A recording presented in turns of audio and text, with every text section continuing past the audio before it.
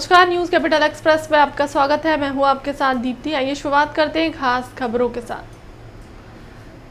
बेरोजगारी को हथियार बनाकर सरकार लगातार देश के भविष्य का निर्धारण करने वाले युवाओं की हत्या कर रही है।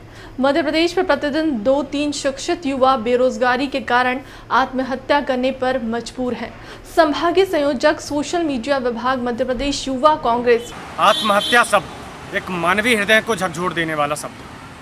जरा सोचिए, अगर यही आत्महत्या देश के भविष्य का निर्माण करने वाले युवा ने की हो और वो भी बेरोजगारी के कारण, तो आत्मा कांप उठती है। मध्य प्रदेश की शिवराज सरकार में पिछले 10 से 15 वर्षों में बेरोजगारी के कारण आत्महत्याएं 2000% यानी 20 गुना बढ़ गई हैं। 2005 में जब 43 किसान आत्महत्या करता था तो एक युवा बेरोजगारी के कारण आत्महत्या करता था, और वर्तमान स्थिति ये है कि लगभग हर किसान की आत्महत्या पर एक युवा बेरोजगारी के कारण आत्महत्या कर रहा है।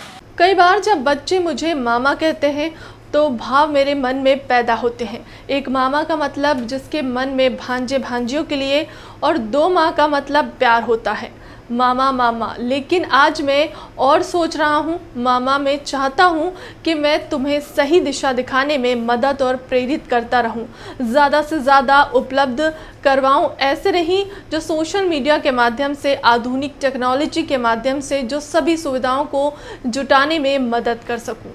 कई बार जब बच्चे मुझे मामा कहते हैं तो 2 भाव मेरे मन में पैदा होते हैं। एक मामा का मतलब जिसके मन में भांजे भांजियों के लिए 2-2 माँ का प्यार हो, वो मामा। लेकिन आज मैं और सोच रहा था, एमए मामा, और मामा एम से मतलब है मेंटोर। मैं चाहता हूं कि मैं तुम्हें सही दिशा दिखाने में मदद कर पाऊं और प्रेरित भी कर पाऊं। ऐसे ऐसे मुझे लगा अवेलेबल, ज्यादा से ज्यादा उपलब्ध रहो। अगर वैसे नहीं तो सोशल मीडिया के माध्यम से, आधुनिक टेक्नोलॉजी के माध्यम से, और एम से, दूसरे एम से मतलब है मोबिलाइजर, जो सभी सुविधाओं को जुटाने में भी मदद करे। और ए से मतलब है एफिनिटी, जो अपने भांजे भांजियों से प्यार करे, आत्मीयता रखे, लगाव रखे। भोपाल सांसद प्रज्ञा ठाकुर ने छग मुख्यमंत्री भूपेश बघेल पर बोला हमला। संघ की तुलना नक्सलियों से करने पर प्रज्ञा ठाकुर ने छग सीएम को लिया आड़े हाथों। ये नक्सलवाद को बढ़ावा देने का प्रयत्न करते हैं। आज देश और हिंदू आरएसएस के कारण सुरक्षित है। छग में बहुत बड़े पैमाने पर धर्मांतरण किया जा रहा है, हिंदुओं को ईसाई बनाया जा रहा है, इसके प्रमाण भी हैं। ये नक्सलवाद को बढ़ावा देने के लिए इनके प्रयत्न रहते हैं। एक मुख्यमंत्री होकर नक्सलवाद पर किस प्रकार से विजय पाई जाए या नक्सलवाद को खत्म किया जाए, ये ना कह करके उनको बढ़ावा दिया जा रहा है। और बढ़ावा ये कह करके दिया जा रहा है कि जो देशभक्त हैं, जो देश के लिए काम करते हैं, देश की संस्कृति के लिए काम करते हैं, आज अगर भारत में हिंदू कहीं किसी प्रकार से सुरक्षित है तो वो आरएसएस के कारण है। अगर संस्कृति जीवित है तो आरएसएस के कारण है। अगर कहीं विश्व बंधुत्व जीवित है तो आरएसएस के कारण है। अगर कहीं देश सुरक्षित है तो आरएसएस के कारण है। और अगर कहीं किसी प्रकार से उपद्रवों से शांति स्थापित जब होती है तो आरएसएस से है। ऑर्थोपेडिक्स विभाग, गांधी मेडिकल कॉलेज और भोपाल ऑर्थोपेडिक सर्जन सोसाइटी द्वारा राजधानी में 2 दिवसीय एमपी चैप्टर के वार्षिक सम्मेलन का आयोजन किया जाएगा। शहर की एक निजी होटल में 16 और 17 अक्टूबर को होने वाले इस एमपी लोकेन 2021 में देश के लगभग 400 ऑर्थोपेडिक सर्जन भाग लेंगे। वहीं यूके के प्रसिद्ध orthopaedic surgeon doctor R K. Pandey भी सम्मेलन में शामिल होंगे। हम जो हमारा राज्य स्तरीय कॉन्फ्रेंस होती है, जो हर साल होती है, पिछले वर्ष कोविड अपने संक्रमण के कारण यह संभव नहीं हो पाया था, और इस वर्ष हम इसकी जिम्मेदारी हमको दी गई थी। भोपाल ऑर्थोपेडिक सोसाइटी है हम लोग की, और गांधी मेडिकल कॉलेज। तो गांधी मेडिकल कॉलेज का अस्थि रोग विभाग और भोपाल ऑर्थोपेडिक सर्जन सोसाइटी के तत्वावधान में हम ये राज्य स्तरीय कॉन्फ्रेंस, 39वीं मध्य प्रदेश राज्य स्तरीय कॉन्फ्रेंस अस्थि रोग विशेषज्ञ लोग की 16 और 17 अक्टूबर को करने वाले हैं। हम लोग 3 वर्कशॉप कराने वाले हैं। एक CTV मीन्स बच्चों में पैदाइशी विकृति रहती है पैरों में, है ना, उसके इलाज के लिए विशेष प्लास्टर टेक्निक होती है एक, जो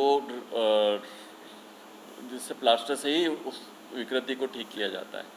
तो इस वर्कशॉप में हमारे पास में हेल्थ डिपार्टमेंट से भी 35 डॉक्टर्स जो पेरीफेरी में जिला अस्पताल में काम कर रहे हैं वो भी नॉमिनेट किए गए हैं एज ए डेलीगेट, उनको भी इस टेक्निक की ट्रेनिंग दी जाएगी। मंत्री विश्वास सारिंग ने छोला दशहरा मैदान, करूद हाउसिंग बोर्ड दशहरा मैदान का निरीक्षण किया। दशहरा महोत्सव की तैयारियों का लिया जायजा। कलेक्टर DIG के साथ किया छोला और करूद हाउसिंग बोर्ड दशहरा मैदान का निरीक्षण। कोरोना प्रोटोकॉल का ध्यान रखते हुए उमंग और उल्लास के साथ मनाया जाए दशहरे का त्यौहार। दशहरे की सभी तैयारियां चुस्त दुरुस्त हो गई हैं और प्रशासन का यही प्रयास है कि समय से सभी जगह सुव्यवस्थित पूरी उमंग और उत्साह के साथ हमारे सभी आयोजन हो। कल हम सब मिलकर पूरे उत्साह के साथ दशहरा का पर्व मनाएंगे। पूर्व मुख्यमंत्री कमलनाथ के चुनावी दौरे पर कार्यक्रम जारी होने पर बोले मंत्री भूपेंद्र सिंह, आप जानते हैं कि वो एक ही दिन जाते हैं, एक विधानसभा में चुनाव प्रचार के लिए उसी हिसाब से जाएंगे। खाद्य संकट को लेकर पूर्व मुख्यमंत्री ने कहा कि दिग्विजय सिंह के ट्वीट पर बोले, उन्होंने कहा कोई खाद ब्लैकमेलिंग नहीं हो रही है, किसानों को खाद मिले इसके लिए मुख्यमंत्री लगातार प्रयास भी कर रहे हैं। तो ठीक है, अपन जानते हैं कि कमलनाथ जी तो एक दिन ही जाते हैं जी, एक विधानसभा में, तो उस हिसाब से जाएंगे कि कोई खाद ब्लैक नहीं हो रही है, किसानों को खाद मिले इसके लिए माननीय मुख्यमंत्री जी लगातार प्रयास कर रहे हैं।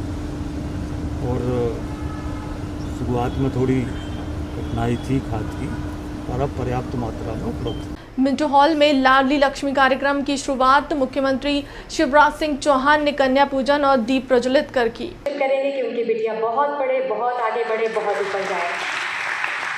सारा खिलवाड़ की पर बोलो भाषा हमारी को सुने तो जितनी भी पीछे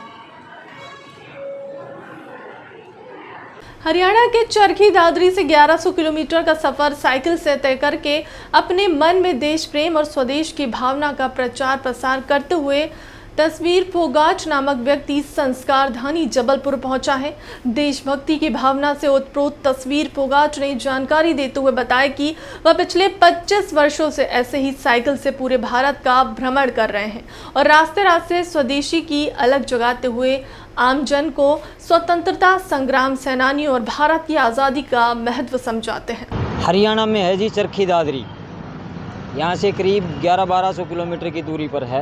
कहाँ से कहाँ जाते हैं? अभी तो मैं चरखी दादरी से चल करके यहीं आया हूँ जबलपुर में, यहाँ कार्यक्रम है तो उसके लिए।